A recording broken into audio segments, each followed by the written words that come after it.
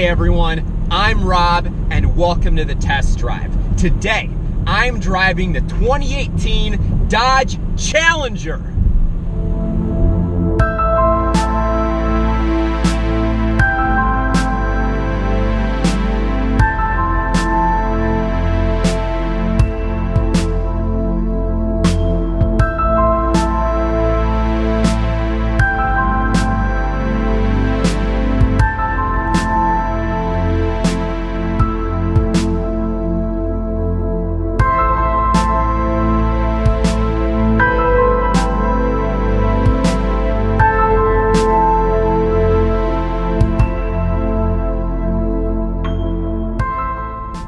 So first of all, I have to say that this is a fun freaking car. It really is. It is awesome.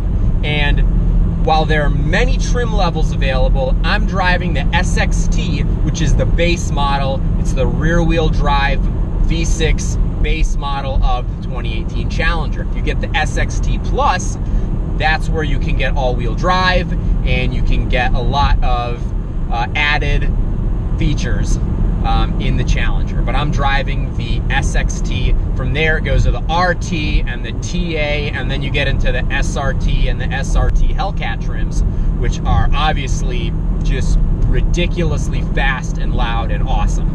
So we're gonna start with the outside of the 2018 Challenger. Now, while it's relatively unchanged from the 2017 model, this is a good looking car.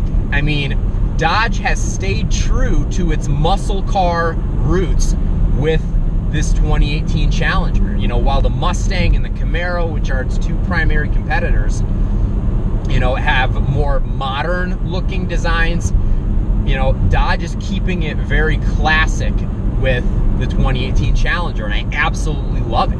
I mean, it is a great looking muscle car. It is the definition of what a muscle car looks like. And in 2018, the fact that you can get that is pretty awesome. Now, there's nothing crazy about the SXT from an outside appearance standpoint. This sits on 18-inch rims. It has pretty standard tires, although they are Michelin's, which is nice that they're putting a good tire standard on a base model of this car. Getting to the interior, it's actually very comfortable. I mean, I'm driving this on a long trip today and there's no issues with comfort. Now, while there's nothing especially luxurious about the interior of the 2018 Challenger, it's actually very comfortable. I mean, these are cloth seats, you know, nothing, again, crazy special about them, but the driver's seat, even in this base model, is a power seat, and it has power lumbar support, and just the shape and the feeling of this cloth, I mean, it's good. I have absolutely no issue with it at all. You know, the steering wheel is comfortable. Most of the surfaces in this car are soft touch surfaces, which is really nice. Definitely a very good interior for a base model muscle car. You know, muscle car doesn't really need to be comfortable, but this one is. I also really like that this headliner here is black. I think that is really necessary in a car like this, and I actually don't like it that much when you have, you know, most of the interior is black and you have like a light color headliner. You know, I like when you have a dark or a black headliner. You typically see that in more expensive cars. You see that, you know, in more BMWs and things like that. So it's just nice to see a black headliner in this car. Trunk space isn't bad in the 2018 Challenger either. From the outside of the car, looking at it, you might guess that the trunk is bigger, but it's kind of like an awkward shape, you know, and you kind of go down into the trunk versus going like from the back into the trunk. It's big enough to fit most items, but it's not the trunk space that you would get in like a mid-size sedan. It is definitely smaller, and it's a muscle car, so, you know, I don't know, there's really no reason to have a massive trunk. Now, the other thing is the back seat in this car is pretty cramped. I mean, I can't comfortably sit behind myself.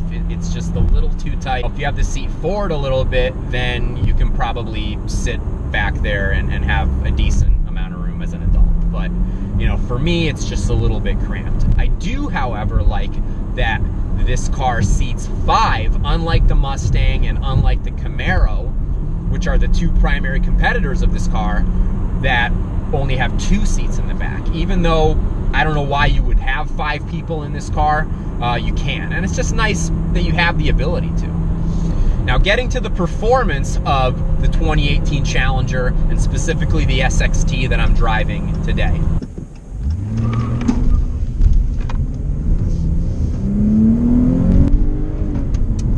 This Challenger that I'm driving, the SXT, is rear-wheel drive, and it is powered by a 3.6-liter Pentastar V6. And that V6 is very common amongst the Dodge, Chrysler, Jeep family.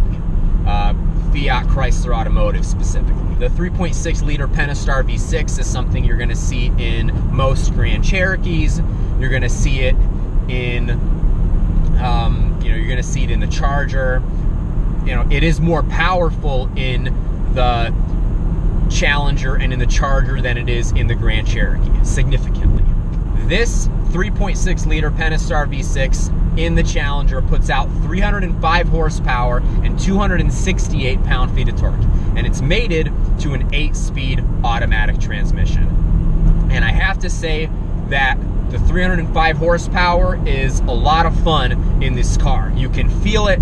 It is more than enough to burn some rubber and, you know, get that rear wheel spin going, which is actually a lot of fun. It's a good engine to have in the base model of this car, and the 8-speed transmission is really good as well. I mean, it, you know, shifts through the gears very nicely, and the huge advantage is the fuel economy, because while this is rated at 19 miles per gallon in the city, it actually gets 30 miles per gallon on the highway. And in my driving with it today on a long trip, I was actually able to get 30.5 miles per gallon. So it's nice to see that, you know, you can get good fuel economy in this Challenger. Now, if you have this car in sport mode, then it's going to basically get rid of the 8th gear. It's probably not going to have you in the 7th gear very much either, you know, and that's obviously to give you more on-demand power. Also have a manual mode. This is a slap shifter here. That's nice too if you want to control your own gears. This doesn't have paddle shifters. Another really weird feature in the 2018 Challenger is the fact that the parking brake is a pedal. It's just very unsports car-like. You would think you would have a handbrake, but this Challenger does not.